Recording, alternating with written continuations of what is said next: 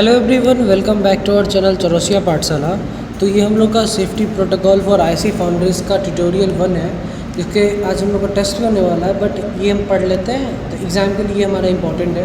What is clean room? Clean room क्या होता है? क्लीन रूम एक स्पेशली डिज़ाइन रूम होता है जहाँ के इन्वायरमेंटल को केयरफुली कंट्रोल किया जाता है और फ्यू डस्ट पार्टिकल जो है उसको भी कंटेमिनेट्स किया जाता है प्रेजेंट। उसके क्या होता है? आईसी फैब्रिकेशन क्या है? फिर IC fabrication facility silicon wafer are usually to make very small electronic circuit. बहुत ही small these electric contains extremely tiny structure होता है, बहुत छोटा टीनी स्ट्रक्चर होता है। इसके अंदर यह होता है even very small dust particle जो होता है, बहुत ही छोटा डस्ट पार्टिकल, वो भी हमारे सर्किट को डैमेज कर सकता है। उसका क्या होता है कि in clean room there are 3 carefully control क्या सब किया जाता है क्लीन रूम में, वो देखिए था। डस्ट एंड एयरबोर्न पार्टिकल्स को कंट्रोल किया जाता है, टेम्परेचर को कंट्रोल किया जाता है, ह्यूमिडिटी को कंट्रोल किया जाता है, एयर फ्लो को किया जाता है, प्रेशर को किया जाता है। उसके बाद फिर केमिकल कंटामिनेशन किया जाता है, इलेक्ट्रोस्टैटिक डिस्चार्ज को किया जाता है। जहाँ पे भी रिक्वायर्ड हो वहाँ पे ESD का भी करते हैं। सो यहाँ पे अब हम लोग पढ़ते हैं, इसके एग्जाम्पल दिए गए हैं। हाँ, ये देखिए, think about the mobile phone screens. If one small piece of dust get trapped under a screen protector, you can easily see it. In an IC, the structure is very small. हम लोग के mobile protection के लिए screen जो use करते हैं, tempered glass, उसके अंदर या फिर गोरिल्ला ग्लास जो भी रहता है आजकल स्क्रीन प्रोटेक्टर का, उसके अंदर एक छोटा सा डस्ट पार्टिकल भी हम लोग का चला जाता है। जैसे यहाँ पे ही छोटा सा चला गया, यहाँ पे कहीं भी चला गया, कोई सिर्फ एक पीस भी चला जाएगा हम लोगों का, तो हम लोग ईजिली स्ट्रक्चर देख सकते हैं।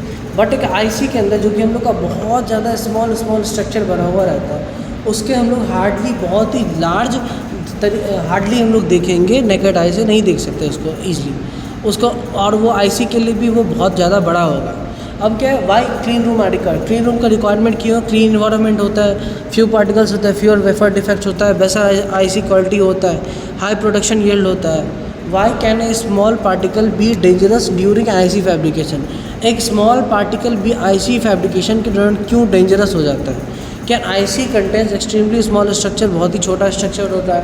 आईसी फैब्रिकेशन के प्रोसेस के दौरान क्या होता है, हम लोग यूज़ करते हैं फोटोलिथोग्राफी करते हैं, इचिंग करते हैं, डिपोजिशन करते हैं, मेटलाइजेशन करते हैं, ये सारे हम लोग परफॉर्म करते हैं। इसमें क्या होता है, a dust particle can interfere with these process and may cause, ये छोटा सा जो डस्ट पार्टिकल रहता है वो भी हमारे सर्किट की फैब्रिकेशन करते वक्त आईसी में दिक्कत दे सकता है, जिसके कारण क्या सब हो सकता है, हम लोग का शॉर्ट सर्किट हो सकता है, ओपन सर्किट हो सकता है, और डिफेक्ट ट्रांजिस्टर को डिफेक्ट कर सकता है, लीकेज करंट कर सकता है, डिवाइस फेलियर हो सकता है, रिड्यूस कर सकता है मैन्युफैक्चरिंग क्वालिटी को, यील्ड को।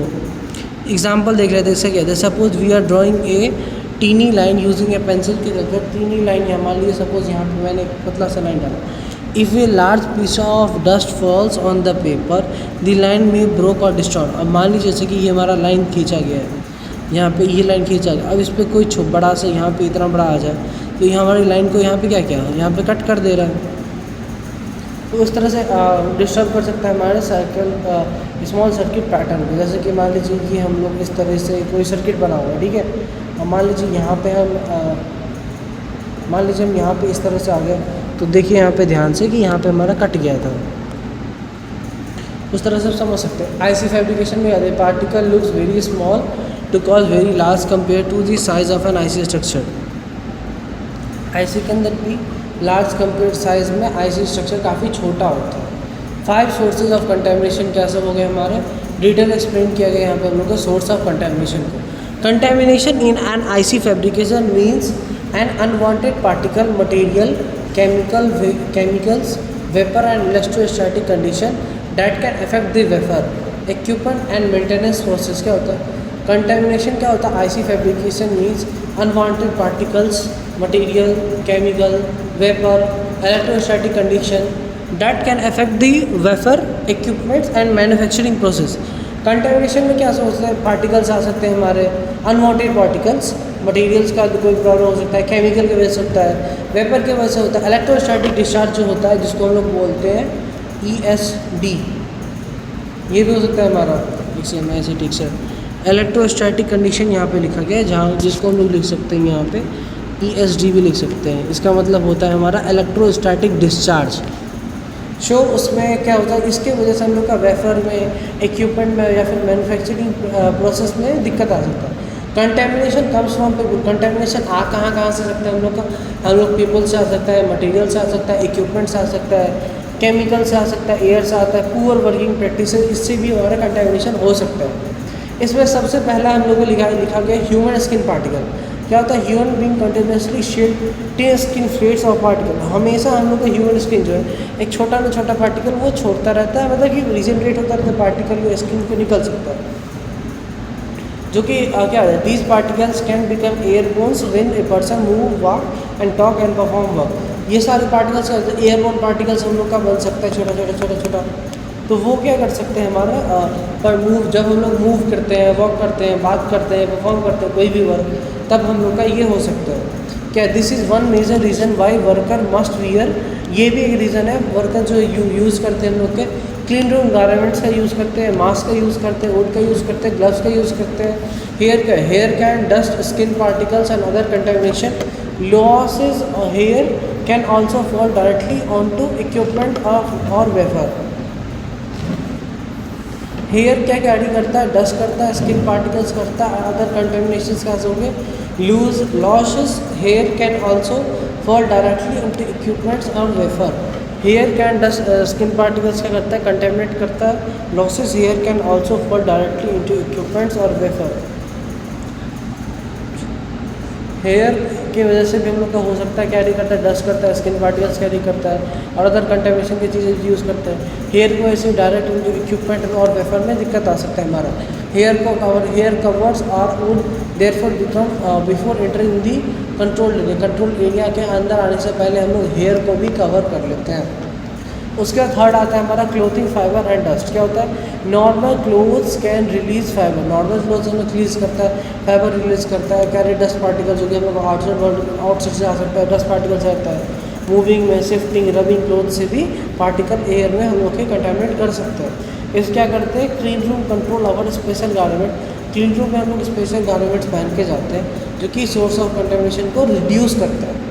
उसका फोर्थ पॉइंट आता है हमारा shoes and flooring. Shoes can bring dust, soil and other particles from outside. Shoes के अंदर में हम लोग का dust particles, soil, other particles और बाहर से आ सकता है अंदर। क्या the walking can also disturb particle present on the floor. चलने से भी हम लोग के पार्टिकल को डिस्टर्ब हो सकता है फ्लोर में। उसके लिए हम लोग क्या करते हैं, शू कवर या फिर स्पेशल क्लीन फुटवेयर्स का यूज़ करते हैं। Control entire room help to reduce the contamination. Control करते हैं इंटायर रूम को कंटामिनेशन से बचाने के लिए।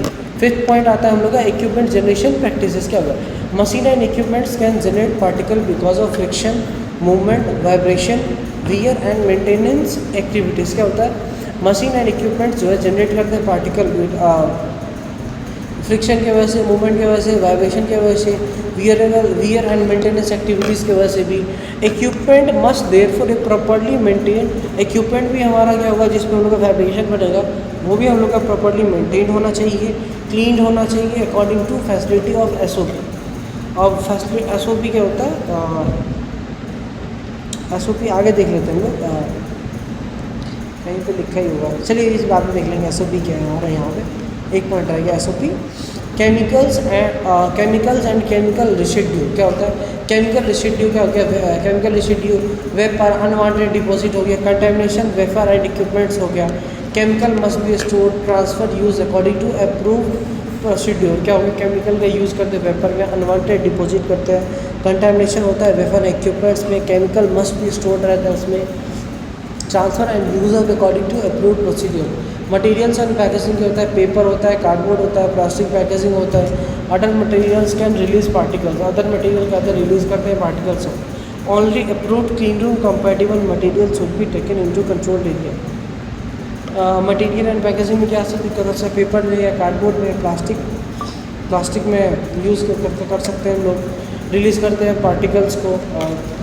Only approved clean room compatible material should be taken in A control area, वो भी यूज़ करते हैं। पुअर वर्किंग फैसिलिटीज़ कैसे हो गया, टचिंग सरफेस अननेसेसरी हो गया, मूविंग टू क्विक हो गया, इम्प्रॉपर गाउनिंग हो गया, यूजिंग डर्टी टूल्स का यूज़ करने से हम लोग को प्रॉब्लम हो सकता है, ब्रिंग अनऑथराइज आइटम्स का यूज़ करने से होता है, input into clean room and increase contamination हो सकता है। एयरबोर्न पार्टिकल्स क्या होगा, air can carry dust, fibre, microorganism और other particles. Why clean room use high filtration and control air flow. Clean room में हम लोग का कैरी कर सकते हैं air particle, dust, fibre, micro और अदर पार्टिकल्स। तो इसीलिए इसी वजह से हम लोग क्लीन रूम में filtration and control air flow maintain करके रखते हैं। उसके बाद हम लोग का 10th पॉइंट आता है maintain the construction and activities. क्या होता है, maintenance, repair, construction can generate large amount of particle. Such activities required special control, isolation and pre procedures. ये सारे काम जो होते हैं स्पेशली इसको कंट्रोल किया जाता है, आइसोलेशन किया जाता है और क्लीन प्रोसीड्यूर होता है। उसके बाद ये चीज़ हम लोग का है what are the parameters of controlling clean room, ये हम लोग नेक्स्ट लेक्चर में देखेंगे। Thank you. अब हम लोग नेक्स्ट लेक्चर करेंगे, इसी के बाद ही इसके आगे यहाँ से कंटिन्यू कर लेते हैं यहाँ से हम लोग। Thank you.